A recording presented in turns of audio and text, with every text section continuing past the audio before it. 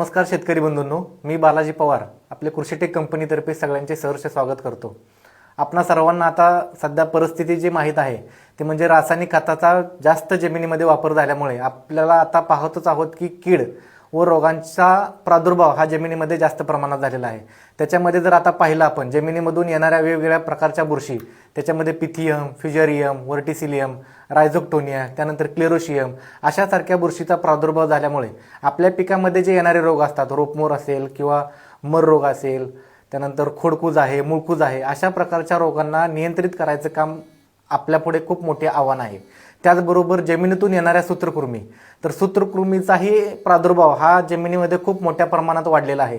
त्याच्यामध्ये जर आपण बघितलं तर रूट नॉट निमॅटोड आहे, लेसन निमॅटोड आहे, डॅगर आहे, रेनिफॉर्म आहे, अशा प्रकारच्या सूत्रकृमीचा प्रादुर्भाव जमिनीमध्ये होतो। आपल्या सर्वांनाच माहिती आहे की सूत्रकृमी दोन प्रकारचे असतात, एक म्हणजे जमिनीमध्ये पिकांना फायदेशीर सूत्रकृमी असतात आणि एक म्हणजे पिकांमध्ये मुळांना हानिकारक अशा पद्धतीच्या सूत्रकृमी असतात।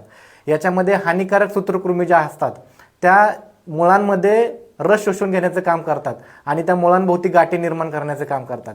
या दोन्ही सूत्रकृमी आणि रोगांवरती उपाय म्हणून आपण सर्व शेतकरी आतापर्यंत वापरत आलेला आहात अशी दमदार जोडी जी आहे ती म्हणजे निमॅटोजी ग्रॅन्युअल आणि फंगीजी ग्रॅन्युअल।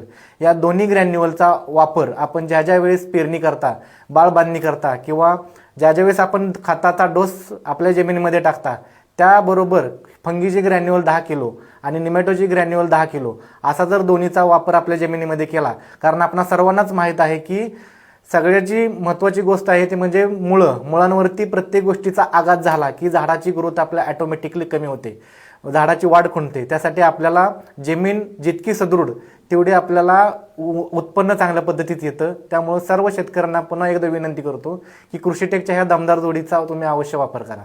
धन्यवाद।